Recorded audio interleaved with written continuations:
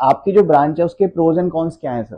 Pros जो मुझे सबसे ज्यादा लगता है वो ये है कि सर अब आते हैं अपन कॉन्स पे। आपकी जो ब्रांच है रेडियोलॉजी उसके हम्म, कॉन्स क्या क्या है आपको समझ में आया सर इस जर्नी में? तो हमें जो हमारे एसआर सेंसेस जान there are many options hmm, available जहाँ पे आपको बहुत ज़्यादा। उसके बाद एक और चीज मैं जो बताना चाहूंगा रेडियोलॉजी में कि Hello everyone. So this is the first time in the counseling history that doctors empowering other doctors. So today we have Dr. Mayank Patidar sir from radiology field. Sir, please introduce yourself. I am doctor Mayank Patidar. Sir, welcome to our show sir. Thank you.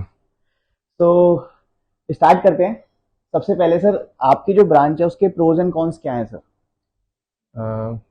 Pros जो मुझे सबसे ज़्यादा लगता है वो ये है कि एक परफेक्ट वर्क लाइफ बैलेंस का मिक्सचर है रेडियोलॉजी में। उसके एब्सोल्युटली। बाद क्योंकि हमारी लाइफ में apart from being a doctor हम हमारी खुद की पर्सनल लाइफ भी होती है और जो जिनको मैटर करती है कि उसमें भी हमको थोड़ा काटना पड़ेगा हाँ हाँ तो बोलो। ओके सो ऐसा लगता है कि मतलब वर्क लाइफ बैलेंस होना चाहिए क्योंकि पर्सनल लाइफ भी होती है डॉक्टर्स की तो कई लोग उसको नज़रअंदाज कर देते हैं पर मुझे लगता है कि हम्म। इसलिए रेडियोलॉजी एक बेटर फील्ड है। दूसरा रेडियोलॉजी में बाकी सारे जो डिपार्टमेंट्स हैं उनसे इंटरेक्शन काफ़ी रहता है तो आप बोर नहीं होते। लोग कहते हैं कि काफ़ी बोरिंग ब्रांच है बट ऑब्स गायनी ऑर्थोपेडिक्स है सर्जरी है you will interact with lot of doctors तो इसीलिए मुझे ऐसा लगता है कि रेडियोलॉजी एक एक कंप्लीट ब्रांच मानता हूँ मैं इसीलिए क्योंकि हम और इसमें कोई ऐसा बोरियत वाला फैक्टर नहीं है कि सिर्फ ब्लैक एंड व्हाइट दुनिया है इट मीन्स मतलब ऐसा। आप ये कहना चाह रहे हैं sir it's a jack of all trade and king हाँ ऑफ रेडियोलॉजी।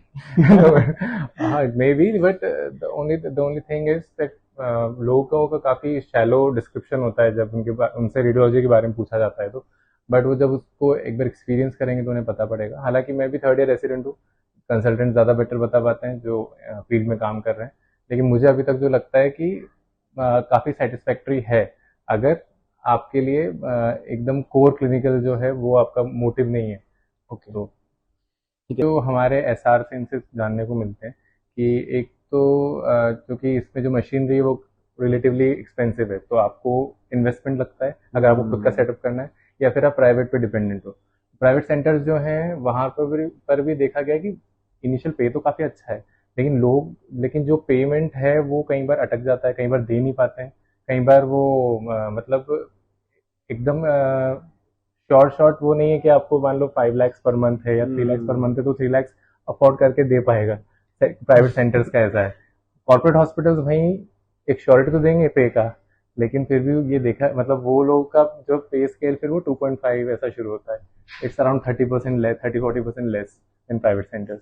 तो ये कौन सा है कि लोगों को जिनको लगता है कि अर्ली पे है अच्छा पे है लेकिन कई जगह ऐसी भी है कि वो टाइमली पेमेंट नहीं हो पाता है लोगों का पेमेंट अटका होता है तो वो लोगों को लगता है। दूसरा कौन सी है कि लोगों को जिनको बहुत ही पेशेंट इंटरेक्शन चाहिए तो उनको बोरियत लग सकती है।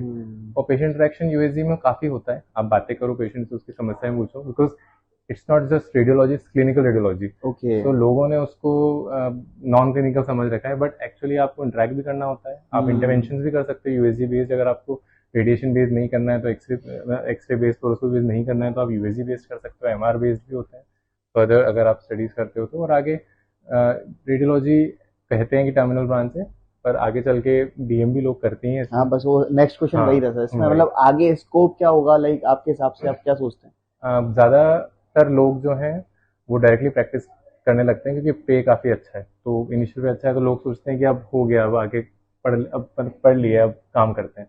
बट कई लोग फेलोशिप्स करते हैं फीटल मेडिसिन में करते हैं उसके बाद एमएसके में करते हैं एमएसके इमेजिंग में मस्कुलोस्केलेटल इमेजिंग। उसके बाद कुछ लोग जो है वो डीएम की प्रिपरेशन करते हैं तो उसमें इंटरनेशनल रेडियोलॉजी होता है। अच्छा डीएम आप जा डीएम सकते होता है हैं। हाँ डीएम कर सकते हैं वो 3 ईयर कोर्स है बट वही अगेन जो डीएम है उसमें कहीं पर एमआर नहीं है कहीं सीटीएमआर दोनों नहीं है तो उसी कारण आपको कहीं ना कहीं बाद में एमडी करने के बाद भी आपको फेलोशिप्स करने जाना पड़ता है प्रैक्टिस के लिए टू लर्न जो बाकी मोडालिटीज आपकी रह गई हैं। मैमोग्राफी है ये सब कहीं हर एक सेंटर पे हर सब चीज़ें नहीं मिलती बट प्राइवेट सेटअप्स में क्योंकि फंडिंग अच्छी रहती है तो उसके कारण सारी मोडालिटीज़ होती है।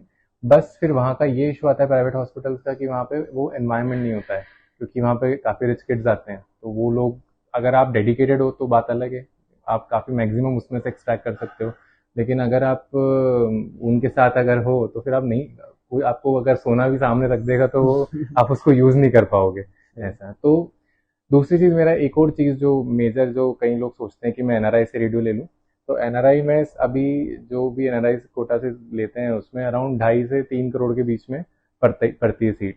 अब आप, मेरा ये कहना होता है कि एक एवरेज रेडियोलॉजिस्ट की जो सैलरी है वो पे है वो 3 to 4 लाख के बीच में होती है, तो वो निकलता ऑन है। एवरेज। तो अगर आप 2.5 से 3 करोड़ रुपए बैंक में एफडी भी कर दोगे तो मंथली उतना ब्याज बनता है। एग्जैक्टली। तो एनआरआई से लेने की जगह अगर आपको मेरिट से मिल रहा है प्राइवेट तो आप ले सकते हो, पर एनआरआई तो मैं रिकमेंड नहीं करूंगा जब तक आपके पास ऐसा पैसा, अंधा पैसा ना पड़ा हो घर में कि उसको बस आपको दे देना है। अगर आपके बड़े सेटअप से, कॉर्पोरेट सेटअप ऑलरेडी हैं तो वो लोग करते ही हैं एनआरआई से, पर कई लोग सोचते हैं कि मैं एनआरआई सीट ले लूं, बट ये चीज भी आप प्राइवेट से प्रेफर कर सकते हैं just because for the machinery and all. पर उसमें भी अब इंदौर में प्राइवेट है, सेम इंडेक्स यहाँ पे सीट्स हैं, पर इंडेक्स में फिर उतना अच्छा एक्सपोजर नहीं है। अरविंदो में फैकल्टी अच्छी है, दूसरी चीज सारी मशीनरी है, और वहाँ पे फैकल्टी भी डेडिकेटेड है, बस आपको खुद को डेडिकेटेड होना पड़ता है। प्राइवेट सेटअप का ये इशू है। बाकी गवर्नमेंट में तो आपको पूरा कॉम्पिटिटिव एनवायरनमेंट मिलेगा, भले ही आपके पास मशीनरी भी इशू है लेकिन आप फिर भी आप कर लो, मैनेज कर लेते हो ऐसा। तो ऐसा नहीं कि प्राइवेट कोई कम है ऐसा। Sir apart from this journey, हमारा पर्सनल बॉन्ड रहा है करीब 10-12 साल पुराना। जब कोटा में हम पहली बार मिले थे तब से लेकर आप आज तक आपने कभी मतलब जितनी भी एग्जाम दिए, पहले नीट यूजी क्रैक किया, फिर अभी नीट पीजी क्रैक करके आप टॉप रैंक लाए और आज बहुत रेपुटेटेड इंस्टीट्यूट में आप पढ़ रहे हैं। सर मेरे को बस एक चीज जाननी है कि काउंसलिंग का किस तरीके से रोल रहता है आपकी जर्नी में, काउंसलिंग क्यों इम्पोर्टेंट है? काउंसलिंग आपको प्रीवियस ट्रेंड्स तो हमेशा देखनी चाहिए। काउंसलिंग का यही है कि पहले अगर आपने सही चॉइस फीलिंग नहीं की फर्स्ट राउंड में तो आप अगर इवन वर्दी आप हैं उस प्रॉपर सीट के, वो गैम्बल कोई और लेके चला जाएगा, वो छूटती नहीं है। तो आपको पहले प्रॉपर रिसर्च करना होती है, आपको प्रॉपर कि मुझे क्या चाहिए। पहले तो काउंसलिंग में पहले तो आपको ब्रांच क्या चाहिए। कई बार जनरल मेडिसिन का लिखा है इंटरनल मेडिसिन, जीरियाट्रिक मेडिसिन, लोग भरा देते हैं गलती से, जीरियाट्रिक ऊपर चला जाता है इंटरनल और वो अलॉट हो जाता है। फिर आपको क्या हुआ, उस फर्स्ट राउंड में वो जो बेटर सीट थी इंटरनल मेडिसिन जो मिल सकती थी वो किसी और को अलॉट हो गई, अब वो छोड़ेगा नहीं।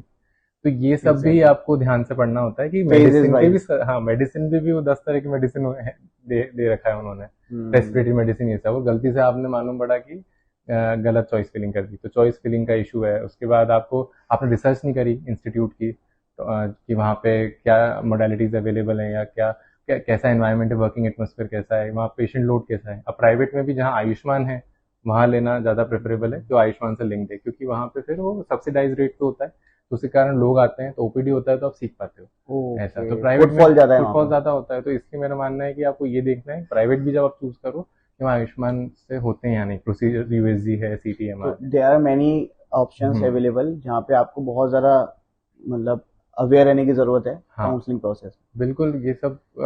उसके बाद एक और चीज मैं जो बताना चाहूंगा रेडियोलॉजी में, कि सिर्फ जरूरी नहीं कि आप एमडी लो, डीएनबी और डीएमआरडी प्लीज आप थोड़ा सा बताइए। बिल्कुल इक्विवेलेंट है तीनों। अभी आप बाहर भी अगर रिक्वायरमेंट देखेंगे कि if they want a radiologist they will say कि we need a MD/DNB/DMRD and the pay is equal. तो अगर पे इक्वल है, अगर सब कुछ बराबर है, तो देयर इज नो नीड कि अगर आपको एमडी नहीं मिल रहा है तो मैं डीएनबी नहीं लेऊंगा और मुझे तो ड्रॉप लेना है, ऐसा नहीं है। डीएनबी इज इक्वल वेटेज, और डीएमआरडी के बाद सेकेंडरी डीएनबी भी होता है। वो 4 ईयर कोर्स हो जाता है, लेकिन वो भी मतलब लोग करते हैं। तो अगर आपके कोई कमेंट्स हैं, अगर आपके कोई क्वेश्चंस हैं तो प्लीज कमेंट बॉक्स में जरूर कमेंट करके बताइए, एंड नेक्स्ट वीडियो आप किस ब्रांच से रिगार्डिंग चाहते हैं वो भी बताइएगा। Thank you.